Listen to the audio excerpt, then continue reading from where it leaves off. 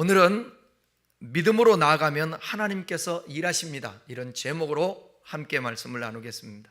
지난주 우리는 여호사밧 왕과 유다 백성들이 적 새 연합 군대의 공격으로 인하여서 국가적 위기 앞에 할 수 있는 일은 단 하나, 나는 아무 능력도 없고 어떻게 할 줄도 몰라, 오직 주만 바라보나이다 라고 고백했던 장면을 보았습니다. 인간의 힘으로는 불가능한 상황 속에서 왕은 하나님 앞에 백성과 함께 금식하며 오직 주님의 도우심을 간구했습니다. 여러분, 우리가 살아가면서 여러분 스스로의 힘으로는 해결할 수 없는 불가능한 일들 많죠? 없나 봐요? 없으면 여러분 스스로 해결하세요. 하나님 도와주시지 않습니다. 우리 모든 사람들은 다 내 힘으로는 할 수 없는 불가능한 상황을 맞닥뜨릴 수 있습니다. 오늘 본문은 그 여호사밧과 유다 백성들의 기도에 대한 하나님의 구체적인 응답이 있습니다. 놀랍게도 하나님의 역사는 기도가 끝난 후부터 시작됩니다. 여러분, 기도 없이는 하나님의 손길이 움직이지 않는다는 사실을 아십니까? 심지어 저와 여러분이 구원받은 것도 누군가의 기도를 통하여서 이루어졌다는 사실을 아십니까? 큰나무 교우 여러분, 오늘 설교하는 이유와 목적도 그겁니다. 우리 성도들 제발 부탁이니 기도 좀 했으면 좋겠어요. 기도하지 않으면 아무 일 벌어지지 않습니다. 사단이가 역사하고 악한 일들이 벌어지고 우리의 삶에 힘든 일들만 벌어지게 돼 있어요. 그리고 힘든 일, 기도해도 힘든 일 벌어질 수 있지만 기도하지 않으면 그 힘든 일을 이겨낼 수 있는 길을 찾지 못해요. 그래서 내 수단과 방법을 갖게 된단 말입니다. 거기에 역사하는 것은 악한 영이 역사하죠. 하나님의 손길이 미치지 않는다는 것입니다. 따라하세요. 기도가 끝난 후에 하나님의 역사가 시작된다. 믿음의 고백 후에는 반드시 하나님의 음성이 들리고 하나님의 일이 시작됩니다. 이것은 단지 고대 이스라엘의 이야기만이 아닙니다. 오늘을 살아가는 우리의 이야기이기도 합니다.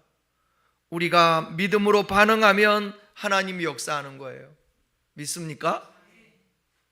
오늘 본문은 그 기도에 대한 하나님의 직접적인 응답과 기적적인 역사를 보여주는 본문이에요. 코리 텐 봄 여사는 이런 얘기를 했습니다. 기도는 우리가 할 수 있는 최선이 아니라 하나님께서 일하실 수 있도록 열어드리는 문이다라는 것입니다. 기도하지 않으면 하나님이 문을 여시고 일하실 수가 없다라는 거예요. 이제 하나님이 어떻게 응답하셨는지, 그리고 그 응답이 우리의 삶에 어떻게 실제적으로 임하는지 말씀을 따라 살펴보겠습니다. 오늘 본문이 너무 기니까 어떤 구절은 줄여서 보고 어떤 구절은 생략하고 그럴 테니까 모니터를 보면서 함께 읽도록 하십시다. 14절 함께 읽겠습니다. 여호와의 영이 레위 사람 여아실에게 임하셨으니, 절망 가운데 부르짖는 공동체에게 하나님께서 말씀하신 거예요. 하나님께서 응답하신 것입니다. 하나님의 응답은 군사 전략도 아니고 지도자의 특별한 지혜도 아닙니다. 오직 하나님의 영이 임하심으로 시작됩니다. 이는 우리가 위기를 만났을 때 가장 먼저 추구해야 될 것이 무엇인지 분명히 보여주는 거예요. 그러니까 여러분, 이 나라에 하나님이 지도자를 세워주셔야 돼요. 그의 지혜와 어떤 전략과 특별한 능력, 그것을 넘어 하나님이 지혜를 주시고 하나님이 그에게 능력을 주시고 하나님이 함께 하시고 하나님을 두려워하는 지도자가 서야 된다는 것입니다. 여호사밧 왕이 하나님께 기도할 때에 하나님은 레위 사람 야하시엘에게 성령을 부어주셔서 말씀을 하십니다. 여기 야하시엘은 유다의 고든 자, 즉 하나님 앞에 신실하고 굳건한 인물입니다. 야셀은요, 제사장도 아니에요. 선지자도 아니었습니다. 그런데 하나님의 영이 임하자 하나님의 도구로 쓰임을 받는 것입니다. 여러분, 이 시대의 주의 종이라고 하는 목회자들만 하나님이 쓰시는 게 아니에요.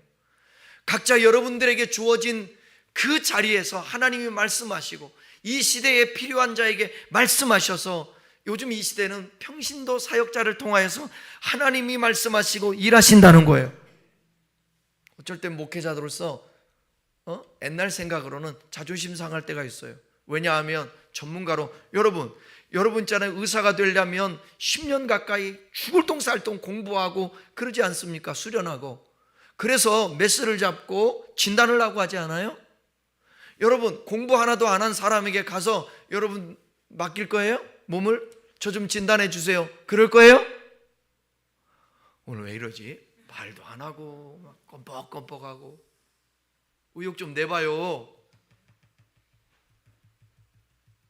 설교도 마찬가지, 목사도 마찬가지예요. 목회자도, 가르치는 자도, 지도자들이.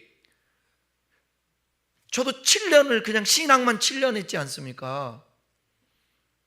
그래서 목사가 되어서 신학을 하고 성경을 연구하고 교회사를 하고 목회학을 하고 성경 각권들을 연구하고 구약이 뭔지 신약이 뭔지 하고 그러거든요. 그런데 공부도 안 한, 정규 과정도 거치지 않는 사람들이 성경을 가르친다고 CTS, CBS에서 나와서 막 가르친단 말이에요. 요즘은 연예인도 가르치대. 조혜련도 가르치던데.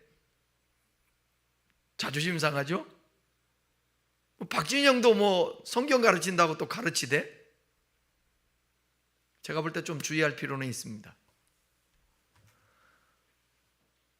여러분, 하나님의 말씀, 그럼에도 불구하고 하나님의 영이 그들에게 임하면 그들을 통해서 말씀하시는 거예요.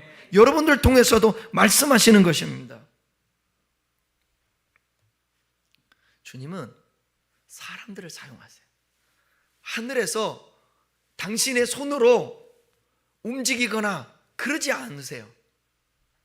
하나님은 사람들을 통해서 당신의 일을 행하세요.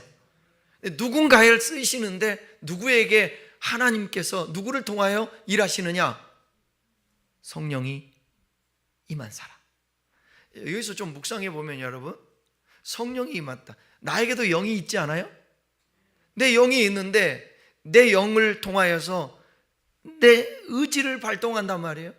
근데 내 영이 온전하지 않으면 내가 하는 모든 의지적인 행동들, 또 말들, 또 때로는 생각에서 나오니까 생각들이 잘못되면 안 되잖아요. 그래서 하나님의 영이, 성령이 임해야 내 소리가 나오지 아니하고 하나님의 말씀이, 하나님의 선하신 뜻이 선포될 수 있다는 것입니다. 15절 읽겠습니다. 너희는 이 큰 무리로 말미암아 두려워하거나 놀라지 말라. 이 전쟁은 너희에게 속한 것이 아니요 하나님께 속한 것이요. 하나님은 백성들에게 두려워하지 말라고 하시면서 전쟁이 하나님께 속해 있는 것임을 선언합니다. 이것은 우리가 직면한 문제들이 하나님의 손안에 있음을 믿으라는 거예요. 여러분의 삶 속에 되어지는 모든 일들, 이 나라와 이 민족 속에 되어지는 모든 일들, 누군가의 사람이 하는 것 같지만 주권은 여호와 하나님 앞에 있다라는 것입니다. 그 손안이 있다. 그래서 우리가 기도해야 된다는 거예요. 하나님의 영이 역사하게, 악한 영은, 공중권세 잡은 악한 영은 우는 사자와 같이 두루다니며 삼킬 자를 찾고 있습니다. 여러분, 무시하면 안 돼요. 악한 영은 역사 이래로 태초가 시작될 때도, 태초가 뭐예요? 그 사람이 창조되어서 첫 사람이 등장할 때도 사단이가 역사해요. 둘째 아담으로서 인류를 구원하기 위하여서 이 땅에 오신 예수님이 역사할 때도 사탄이가 공생이 시작할 때 역사해요. 그 사탄이는 지금도 광명의 천사로, 거짓의 영으로 두루다니며 찾고 있는 거예요. 누구를 삼킬까? 어느 공동체를 삼킬까, 어느 나라를, 민족을 삼킬까 하고 있다는 것입니다. 그래서 하나님의 손에 맡겨드려야 돼요. 하나님의 손길이 있을 수 있도록. 내가 이기려고 애쓸 필요도 없고 모든 부담을 나 혼자 지고 갈 필요도 없습니다. 하나님이 개입하시면 싸움의 주도권이 내가가 아닌 하나님께로 바뀌는 거예요. 그래서 믿음은 하나님이 일하실 수 있는 통로를 여는 것입니다.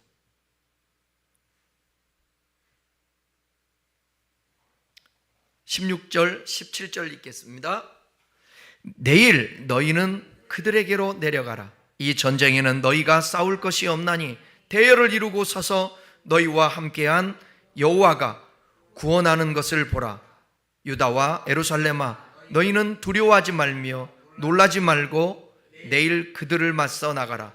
여호와가 너희와 함께하리라 하셨느니라. 하나님은 백성들에게 전쟁터로 나아가되 싸우지 말고 대열을 이루고 서서 하나님께서 하시는 그 구원을 보라고 말씀하십니다.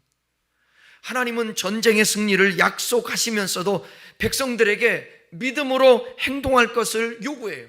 서 있으래요. 대열을 지우고 서 있으래요. 여러분, 대열을 갖추어서 서 있는 것도 두려울까요? 안 두려울까요? 두렵죠. 적군의 새 연합군이 쳐들어왔는데 숫자도 많을 것이고, 그럼에도 불구하고 그 두려움 가운데 환경이지만 서 있으래요. 하나님 경외하라고. 이 구절은 한마디로 말하면 하나님이 싸우시지만 너희는 믿음으로 순종하라는 것입니다. 우리가 믿음으로 순종할 때 하나님께서 일을 하십니다. 홍해를 건널 때에도 지팡이로 내려치고, 요단강을 건널 때에도 발을 내딛고, 여리고성을 무너뜨릴 때도 7일 동안, 엿새 동안 한 바퀴씩, 마지막 날에는 7바퀴를 돌고 그잖아요. 여러분 잘 아시는 대로 어디예요? 가나의 혼인잔치에서도 물을 포도주로 만들 때에도, 포도주 만들 때도 그때에 가져오는 손길을 통해서 채우라고 그러잖아요. 항아리에 물을 채우라고. 오병의 기적도 마찬가지지 않나요? 물고기 2마리와 보리떡 5개 내놓을 때 기적이 일어나지 않나요? 중풍병자를 지붕을 뚫고 내려놓을 때에 내 믿음이 너를 구원하였다고 말씀하지 않습니까? 12의 혈우병 앓았던 여인이 옷자락을 만졌어요. 그의 행동이에요. 순종함이에요. 간절함이에요. 그때 하나님께서 일하셨다라는 것입니다. 두려워하지 말며 놀라지 말고 여호와가 너희와 함께하리라. 현실은 두려움을 느끼기에 충분하지만 하나님은 감정이 아닌 말씀을 붙들라고 하십니다. 함께하리라는 말씀은 출애굽기든 여호수아든 이사야든 성경 전체에서 반복되는데 하나님의 언약의 핵심이에요. 결국 우리가 싸우는 이유는 이길 수 있어서가 아니라 하나님이 함께 하시기 때문에 담대히 나갈 수 있는 것입니다. 왜 교만은 넘어짐의 앞잡이가 되고 하나님은 교만한 자를 물리치고 겸손한 자를 가까이 하냐면 내가 했다고 하는 것을 싫어하는 거예요. 재능이 있고 능력이 있고 잘났고 그렇다 할지라도 그것을 부여해 주신 분이 주님이세요. 그리고 그 능력을 주신 분이 주님이시라는 것입니다. 그걸 인정하는 것이 겸손이거든요. 그 자에게 더욱더 은혜를 베풀어 주시는 것입니다. 믿음이란 내가 싸우지 않고도 전쟁터에 설 수 있는 용기다. 찰스 스펄전 목사님이 그런 말씀을 하셨어요. 18절 19절 읽겠습니다. 여호사밧이 몸을 굽혀 얼굴을 땅에 대니 온 유다와 예루살렘 주민들도 여호와 앞에 엎드려 여호와께 경배하고 레위 사람들은 서서 심히 큰 소리로 이스라엘 하나님 여호와를 찬송하니라. 하나님의 약속은 아직 성취되지 않았지만 여호사밧과 백성들은 여호와를 경배하고 큰 소리로 하나님 여호와를 찬송합니다. 먼저 예배로 반응한 거예요. 하나님을 경배하며 그게 엎드려. 아직 전쟁은 시작되지 않았지만 이미 승리를 믿고 경배와 찬양을 드립니다. 그것은 전쟁이 하나님께 속해 있으니까, 하나님이 하실 것이니까 하나님을 먼저 찬양하고 경배하며 예배하는 것입니다. 이것이 믿음인 거예요. 예배는 두려움을 몰아내는 능력이 있어요.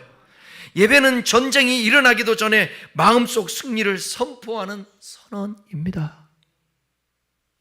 그러니까 교우 여러분, 예배는 삶에 있어서 특별하지 않는 경우 여러분의 삶에 있어서 우선순위가 돼야 합니다. 우리 주님은 날마다 예배당에서만 예배하며 기도하며 찬양하며 살라고는 안 하지만, 그러나 우리의 삶의 현장에서 우선순위를 예배에 두기를 원한다라는 거예요. 진짜 여러분이 하나님의 손길을 느끼고 하나님의 역사를 경험하고 체험하고 축복을 누리시려면 먼저 예배가 중요하다는 거예요.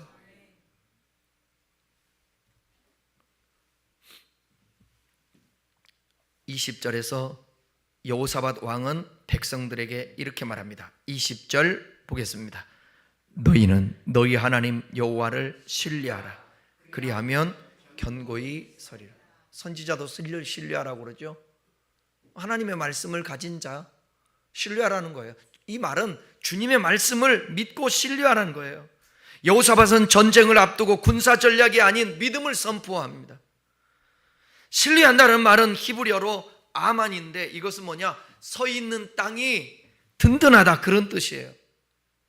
즉 하나님을 신뢰하면 흔들리지 않는다라는 거예요. 지금 이 시대에 여러분, 어느 공동체든지 마찬가지예요. 회사든 가정이든 교회든 나라든 지도자들이 해야 될 일이 뭐냐? 사람들에게 희망을 주는 거예요.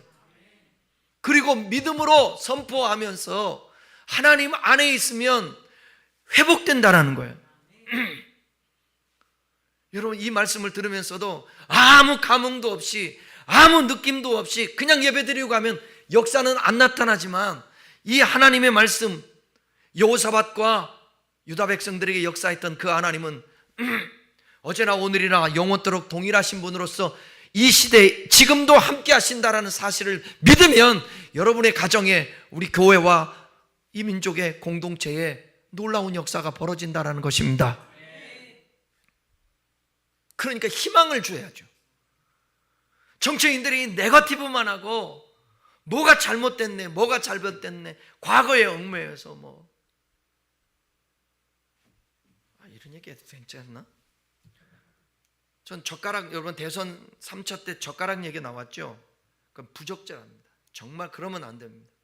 다른 얘기들, 아니 어떻게 해야 나라가 앞으로 미래로 나아갈 것인가, 그런 토론과 그런 얘기들과 그런 언론사들, 유튜버들, 그거를 얘기해야지. 네거티브들만 얘기해서는 어떡하겠다는 것입니까? 여러분, 이 시대에 필요한 지도자는 희망을 주는 자예요. 그 희망은 그냥 긍정적인 사고에서 나오는 것이 아니라 하나님의 말씀에서 근거하는 것입니다. 저와 여러분, 오늘 이 말씀을 들으면서 꼭 기억할 것이 있어요. 여호사밧과 그 백성이 했던 게 뭐예요? 지난주에 말씀 나눴잖아요. 나는 어떻게 해야 될지도 모르겠다는 거예요. 아무 능력도 없는 거예요. 우리나라가 무슨 능력이 있습니까? 미국이 철강을 압박해오고 자동차를 압박해오고 이제 조선도 압박해오고, 중국은 AI 부분에서 우리보다 더 특출나고, 어떡하겠다는 거예요, 여러분. 임금은 비싸죠. 그죠? 이제 알리백 때문에 여러분, 재생에너지가 우리나라에서 전 세계에서 재생에너지 생산이 너무 적은 거예요. 근데 그 재생에너지를 가지고 물건 만들어야 수출도 할 수 있지 않습니까? 준비가 안 돼 있어요. 우리나라 상황이 그렇게 좋지가 않습니다. 뭐 지리적인 위치가 좋기를 합니까? 뭐 합니까? 인구 절벽되어지죠. 고령화 사회되어지죠.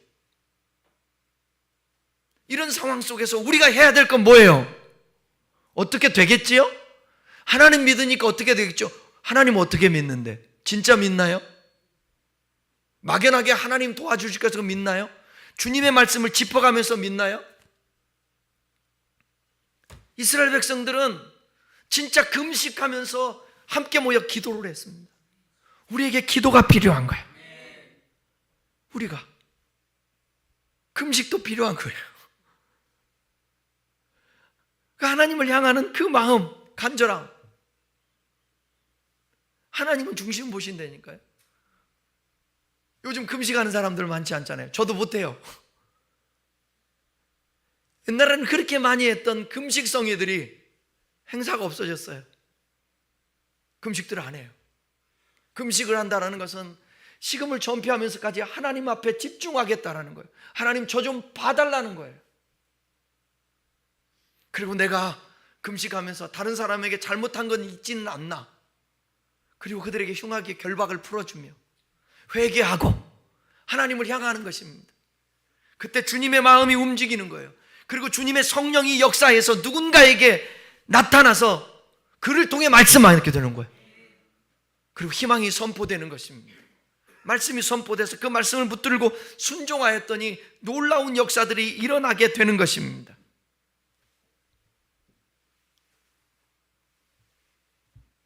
(21절에서) 백성은 여호사밧의 말에 응답하여 찬양대를 앞세우고 나아갑니다.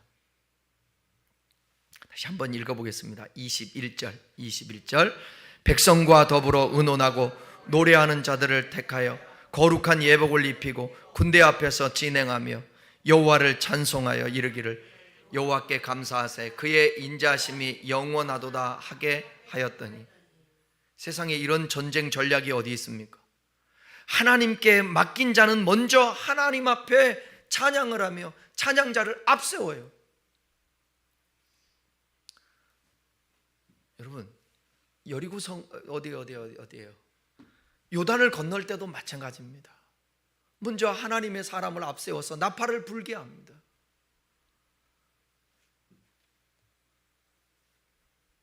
그 찬양은 뭐였습니까? 여호와께 감사하세 그의 인자하심이 영원하도다. 찬양과 감사를 했다라는 것은 하나님의 역사를 믿고 신뢰했다라는 거예요. 이러한 고백은 하나님께서 일하실 것을 기대하는 표현이에요. 저와 여러분들에게 필요한 것이 뭐냐? 기도 좀 하자는 거예요. 찬양 좀 하자는 거예요. 트로트에 빠져 있지 말고 트로트도 부르지만 찬양도 좀 하라는 거예요. 세상 노래도 좋지만 찬양 좀 하자는 거예요. 찬양하면 자기 마음을 달랠 줄도 알고 찬양을 통해서 하나님께 영광도 돌리고 하나님 마음을 기쁘게 하고 찬양을 통해서 내 마음도 정화되게 하고. 아멘입니까? 찬양을 부르는데 우울해지는 사람 있나요? 찬양을 부르는데 마음이 가라앉은 사람 있나요? 오히려 찬양하게 되면 마음이 안정이 되죠. 찬양을 하게 되면 힘이 생기게 되지 않습니까? 그런데 세상 노래를 보게 되면 어쩜 우리 복잡한 인연에 서로 얽혀있는 사람인가 봐. 에? 세상 노래 안동역에서 처음에 어떻게 시작하죠? 안수 집사님? 안동역에서 내가 아는데 잘 아는데 안동역에서 여기 알면서 모르는 척 하지 마시고. 그러면 우리 성도들은 뭐를 하지? 찬양도 안 하지, 기도도 안 하지, 노래도 모르지, 맨날 유튜브만 보지. 모르겠어요. 저도 기억이 안 납니다. 22절에서 23절 보시면 찬송이 시작되자 하나님이 직접 복병을 두어서요 대적을 무너뜨려요. 싸움은 그들의 손에 있지 않았습니다. 하나님께서 찬송이 울려 퍼질 때 일하셨습니다. 성경에 시편 22편 3절에 하나님은 찬송하는 자 가운데 거하신다. 찬양 가운데 거하신다는 거예요, 여러분. 찬양 가운데. 그러니까 여러분들 예배도 조금 일찍 오셔서 찬양단이 와서 준비하고 연습하고 해서 10시에 와서 연습하고 그래서 찬양하는데, 한 곡이라도 같이 와서 세 곡 불러요. 세 곡. 몇 곡이요? 세 곡밖에 안 부른다고요. 세 곡을 함께 부르면서 찬양하고 준비하고 예배하면 얼마나 좋겠어요. 따라요. 예배 10분 일찍 오면 모두가 기쁘고 주님이 기뻐하신다. 아멘. 하나님은 찬송 속에서 움직였습니다. 찬양은 단순한 노래가 아니라 하나님의 손을 움직이는 믿음의 열쇠라는 거예요. 그리고 24절 보시면 유다 백성이 바라본 전쟁터에는 이제 뭐냐? 시체뿐이에요. 적들의 시체가 보여요. 하나님께서 싸우셨고 백성들은 보기만 했다라는 것입니다. 그 하나님이 어떻게 싸우셨어요? 어떻게? 한번 성경을 보세요. 이 말씀은 모니터에 있지 않은데 한번 보세요. 22절에 그 노래가 찬송이 시작될 때에 여호와께서 복병을 누워 유다를 치러 온 암몬 자손과 모압과 세일산 주민들을 치게 하심으로 그들이 패하였으니 곧 암몬과 모압 자손이 일어나 세일산 주민들을 쳐서 진멸하고 세일 주민들을 멸한 후에는 그들이 서로 쳐 죽이니라. 서로 쳐 죽여, 서로 쳐 죽여. 유다 백성들이 한 게 아니라고요. 그래서 하나님이 전쟁을 속게 하시고 하나님이 역사하신 거라는 거죠. 다음에 하나님께서는 전쟁이 끝난 후에 전리품까지 챙겨주십니다. 전리품까지. 25절 읽겠습니다.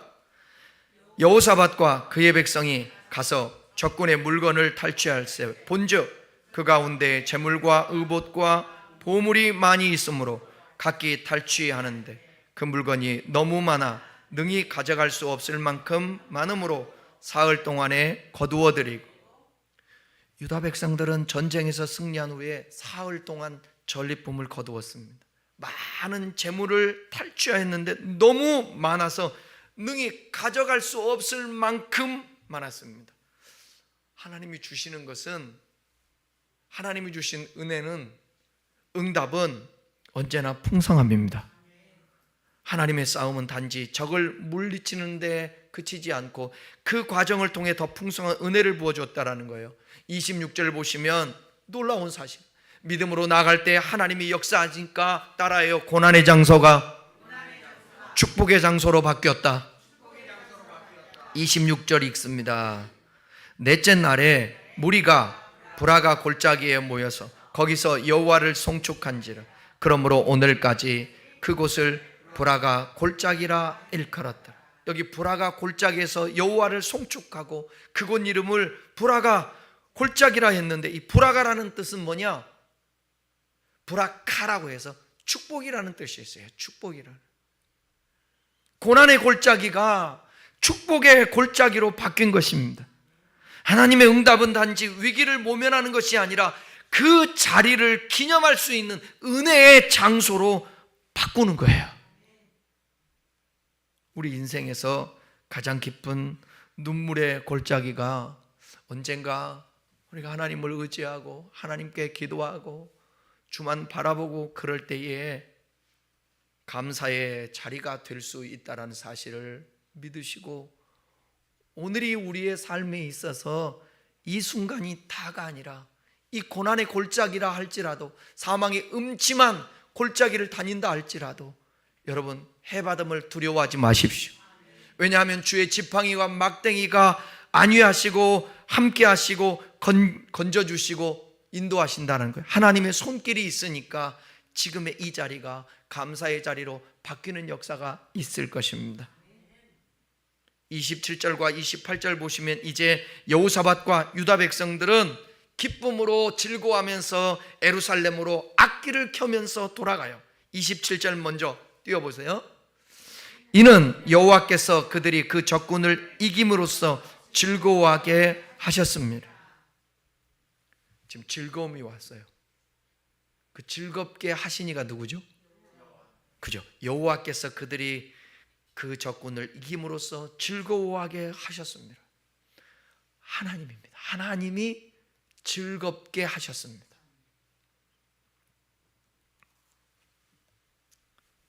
28절 읽겠습니다. 그들이 비파와 수금과 나팔을 합주하고 예루살렘에 이르러 여호와의 전에 나아가니라.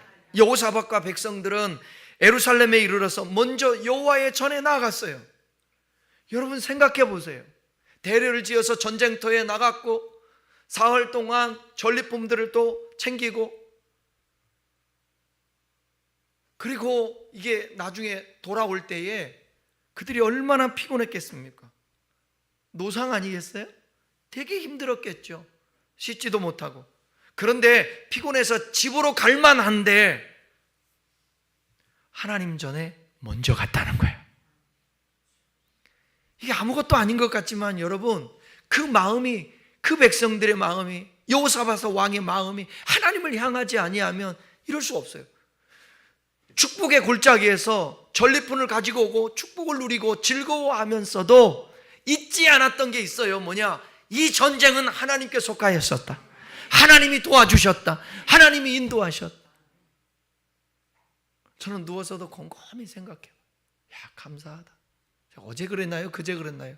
우리 집사람한테도 감사하지 않아? 그럼에도 불구하고잖아요. 옛날에 비교해 보면 내 상황과 형편이 부족하고 못났음에도 불구하고, 능력이 없음에도 불구하고, 그럼에도 불구하고 하나님이 함께 한다라는 손길이 느껴지니까, 하나님이 역사한다는 손길이 느껴지니까 하나님 감사하지 않아요? 저는 여러분 그런 말 하죠. 넋 놓고 사네. 저기 넋 놓고 살아. 생각 없이 사네. 이런 말 하죠. 저는 그럴 수가 없어요. 넋을 놓을 수가 없어요. 생각을 안 할 수가 없어요. 긴장하지 않을 수가 없어요. 왜냐하면 천수답이라. 천수답이라. 하나님이 도와주셔야 건강도 하지 않아요? 하나님이 도와주셔야 우리가 살아가는 삶도, 여기 늘 내가 얘기하지만 운전하시는 분들을 다 알지 않아요?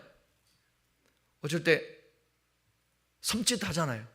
순간 0.1초 차선 바꾸려고 했더니 바로 옆에 차가 와. 그럴 때 많지 않습니까? 어쨌든 딴짓하고 있는데 브레이크를 있잖아요. 브레이크를 안 밟았으면 큰일 날 뻔했네. 신호 기다리고 있다가 딴 생각하다가 뭐 다른 거 만지다가, 그런데 생각이 나서 딱 밟았더니 1cm 안 부딪힌 거예요. 별일도 다 일어나지 않습니까? 하나님이 공급하지 않으면 우리의 능력들이 아무 힘이 없다는 것입니다. 저와 여러분도 하나님 전에 먼저, 할렐루야. 그래서 제가 거의 특별하지 않으면 거의 매일 교회를 드립니다. 다른 일을 보고도 그냥 여기 와봤자 뭐 예배당 와봤자 누가 가져가기를 해, 뭐를 해요. 근데 다 세워놓고, 차 세워놓고 예배당에 꼭 들어와서 기도하고 예배당 둘러보고 그리고 가요. 그 형식이 아니라 마음의 중심인 거예요. 중심. 자, 29절 30절 그런 자에게 어떻게 역사했는지 봅시다. 이방 모든 나라가 여호와께서 이스라엘 적군들을 치셨다 함을 듣고 하나님을 두려워함으로 여호사밧의 나라가 태평하였으니 이는 그의 하나님이 사방에서 그들에게 평강을 주셨습니다라. 하나님의 승리는 이방 민족에게 두려움을 줬어요. 깜짝 놀라는, 저렇게 조그마한 나라, 능력도 없는 저 유다가 어떻게 저렇게 연합군들을 이길 수 있었을까? 하나님의 역사구나. 그걸 보고 두려워하는 거예요. 믿음으로 나아간 여호사밧의 나라는, 유다는 하나님께서 그 땅에 평강을 주시는 것입니다. 태평함을 주시는 것입니다. 사방에 평강을 주셨더라. 하나님께서 함께 하시면 그 결과는 두려움이 아닌 평강입니다. 하나님의 응답은 일시적 기적에 그치지 않습니다. 그 응답은 삶 전체를 지배하는 평강으로 이어집니다. 일상이 평안해졌습니다. 저와 여러분도 이런 하나님의 역사를 통하여서 평안이 있기를 바랍니다. 마음이 불안하게 되면 일이 손에 잡히지 않잖아요. 무슨 일이 벌어져도 이게 축복이라는 단어는 그 신약 성경 보게 되면 마카리우스라는 단어가 있습니다. 마카리우스. 그 마카리우스라는 단어를 보면 그 자세히 살펴보면 그 신들의 평정심, 신들이 갖고 있는 평정심, 그게 축복이라는 단어라는 거예요. 여러분, 신이 두려워하면 돼요, 안 돼요? 신이 능력이 없으면 돼요, 안 돼요? 안 되잖아요. 신이 마음이 불안하면 돼요? 아니잖아요. 그래서 축복이라는 건 뭐냐? 신들의 평정심. 신은 요동치지 않아요. 두려워하지도 않아요. 걱정하지도 않아요. 근심하지도 않아요. 평안 자체예요. 평안 자체. 그러니까 여러분에게 있을 이 말, 하나님의 축복은 뭐냐? 평안입니다. 신들이 가질 수 있는 평안. 우리 모두 여러분 그러한 사방에 평안을 주신 그 하나님의 축복, 저와 여러분들도 그런 평안한 삶이 있기를 바랍니다. 아무것도 염려하지 말고 모든 일에 기도와 간구로 너희 구할 것을 감사함으로 아뢰라. 그리하면 지각에 뛰어난 하나님의 평강이 너희 마음과 생각을 지키시리라. 우리의 삶에도 싸움이 있습니다. 하지만 기억하십시오. 이 싸움은 하나님께 속한 것입니다. 이게 싸운다는 게 꼭 치고받고의 싸움만이 아니에요. 경제적인 것, 질병, 관계, 미래. 그렇지만 여러분, 믿음으로 나아가십시다. 찬양으로 무장하십시다. 그리고 하나님의 일하심을 보십시다. 찰스 스펄전의 얘기를 한번 같이 읽어보겠습니다. 띄워보세요. 없나요? 마지막, 믿음으로 한 걸음 나아가는 순간 하나님은 이미 10걸음 앞서 계신다. 스펄전이 한 얘기입니다. 믿음으로 저와 여러분이 한 걸음 나아가는 순간 하나님께서는 이미, 이게 성경에 근거한 말씀이지 않습니까? 출애굽기도 나오고 민수기도 나오고 앞서 행하시는 하나님, 신명기에도 나오네요. 하나님이 앞서 행하신다라는 것입니다.